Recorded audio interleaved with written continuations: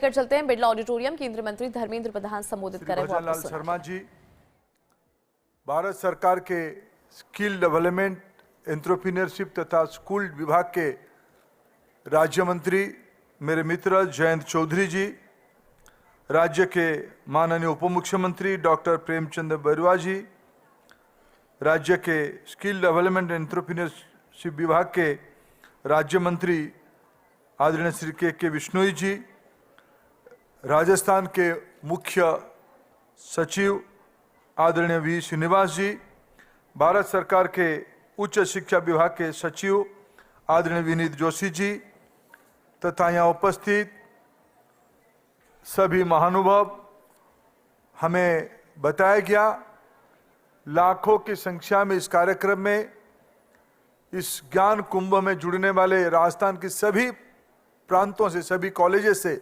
जुड़ने वाले सभी युवा साथीगण और यहाँ उपस्थित सभी युवा साथीगण, अधिकारी मित्रगण, मीडिया के साथीगण, मैं सबसे पहले राजस्थान को धन्यवाद देता हूं। अभिनंदन राजस्थान, अभिनंदन राजस्थान।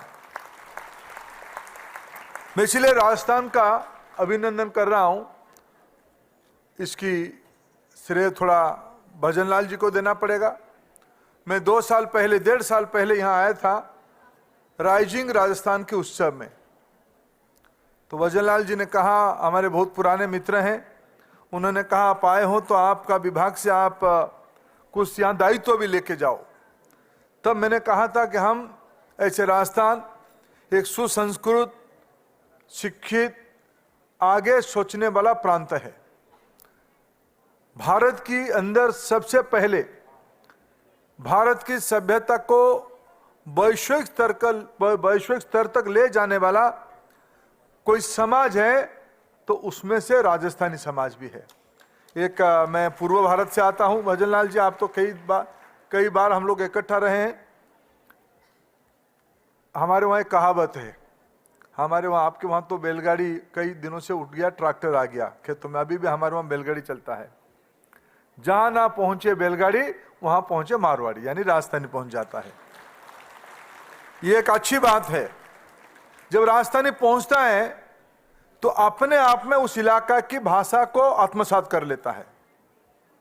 राजस्थानी सिर्फ देश में नहीं पहुंचा है, दुनिया में आज कोई भी हाई एंड काम नहीं है, प्रोफेशनल काम हो, मेडिसिन के काम हो, और राजस्थानियों के पास तो फिनेंस का काम उनकी मोनोपोली है।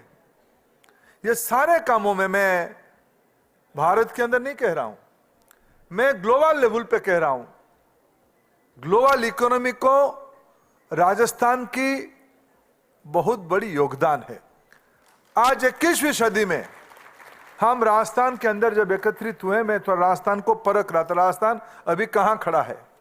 मैं अभी जानकारी ले रहा था, राजस्थान की अभी मोट आंकड़ा लगभग 8 करोड़ है। भजन लाल जी ने मेरे को कहा 8 करोड़ है। मैं इसकी थोड़ा एज ग्रुप को हिसाब कर रहा था, एज ग्रुप यानी किस आयु में कितने लोग हैं। अभी मेरे को एक आश्चर्य, मैंने सुंदर और आश्चर्यजनक तथ्य मिला, 0 से 39 तक।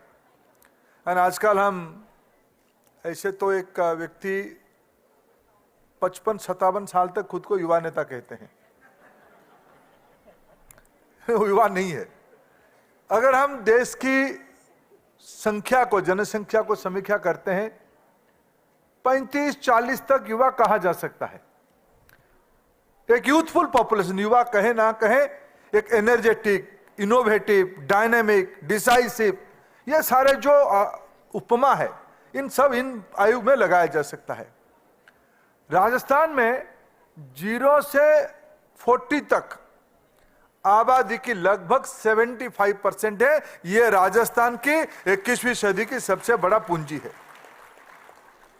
एक तो एंटरप्रेन्योरशिप राजस्थान के नौजवानों के अंदर है, हार्ड वर्किंग है, इनोवेशन है। इनोवेशन इसीलिए है, अभी हम, मेरे को आने के बाद हमको और जैन जी को, बेरुआ जी के साथ भजन लाल जी नाश्ता करा रहे थे, और हमारे जयंत जी बहुत फूडी है, मैं भी फूडी हूं, खाने पीने वाला हूं, हम दोनों का मित्रता का कारण है खाना पीना। खाना पीना नहीं जाना, राजस्थान में पीने क्यों नहीं जाएंगे, हम दोनों अच्छे खाना खाते हैं। तो उन्होंने बड़ा लघु मंतव्य से कहा कि हास्य रोल करके कहा भजनलाल जी को, भजनलाल जी राजस्थान की एक विशेष चरित्र है, यहाँ सब चीज की सब्जी बना सकते हैं, टमाटर की सब्जी बना सकते हैं, आंवला की सब्जी बना सकते हैं, सांगरी की सब्जी बना सकते हैं, आलू की अलग सब्जी बना सकते हैं, भुजिया की भी सब्जी बना सकते हैं। मेरे को अच्छा लगता है, भुजिया की सब्जी राजस्थान की अच्छी लगती, पापड़ की भी सब्जी बनती है। मैं इसको उल्लेख इसीलिए नहीं कर रहा हूं, सिर्फ आमोद के लिए नहीं कर रहा हूं, सिर्फ जॉयफुलनेस के लिए नहीं कर रहा हूं। It's a skill, it's a innovation. जहां नेचर की दिक्कत रहती है, अपने आप में लोग उसकी उपाय निकाल लेते हैं। मैं एक बार भजनलाल जी और हम लोग के बाद थे जैसलमेर में, वो पंचपदरा के पास वाला जिला क्या था, बाड़मेर जिले में, उसके आगे वाला जिला क्या है, नहीं बाड़मेर में था, सर्किट हाउस में रहा। तो मेरे को रात को सर्किट हाउस में लाके, साहब क्या नाश्ता करोगे सुबह, मैंने जो बनेगा नाश्ता करा देना। बोले सर रेवड़ी बना दें क्या, तो मैं घबराया यार, मैं तो कहा है जो चाहो बना दो, लेकिन रेवड़ी यानी सुबह सुबह ये दूध वाला चीज कैसे खाया जाएगा, मीठा कैसे खाया जाएगा, राबड़ी। तो सुबह मेरे को लस्सी लेके आया, तो मैंने पूछा रेवड़ी कहाँ गया, फिर तुम तो लस्सी लेके आ रहे हो। मतलब यार बहुत गर्मी होती है, आप इसी को खाओ, इसी को सेवन करो। मैं सब इसीलिए कह रहा हूं, Rajasthan itself A innovative state, it's a skill state, it's a beautiful state, और जिसमें युवाओं की पॉपुलेशन, कामकाजी लोगों की पॉपुलेशन जीरो से, दुनिया में अब ये कहा जाता है व्यक्ति की फॉर्मेटिव ईयर्स 8 साल तक हो जाती है। जब 8 साल तक बच्चा हो जाता है, तब तक उसकी 80-85% ब्रेन डेवलप हो जाता है। उस समय राजस्थान की नई सरकार, भजनलाल जी के नेतृत्व में चलने वाले यहाँ की सरकार आगे कैसे सोच रहा है, मैं इसीलिए यहाँ आया हूँ। कार्यक्रम तो बहुत छोटा है। इफ्लू हमारे देश की फॉरेन लैंग्वेज की जो डेडिकेटेड यूनिवर्सिटी है, उनकी राजस्थान के उच्च शिक्षा विभाग के साथ आज करार हो रही, एमओयू हो रही है। राजस्थान की प्रारंभिक दिनों में 1000 नए बच्चों को हमने 5 फॉरेन लैंग्वेज पढ़ाने के लिए निर्णय किया है। फ्रेंच, जर्मन, जापानीज, कोरियन और स्पेनिश। और यहां तो मेरे को कहा गया निमराना में एक जापानीज कॉरिडोर है, जापानीज इंडस्ट्रियल कॉरिडोर है, जिसमें 20 से ज्यादा अच्छे जापानीज कंपनी यहां काम कर रहा है। ये जापानीज लैंग्वेज पढ़ाने के लिए फायदा क्या होगा।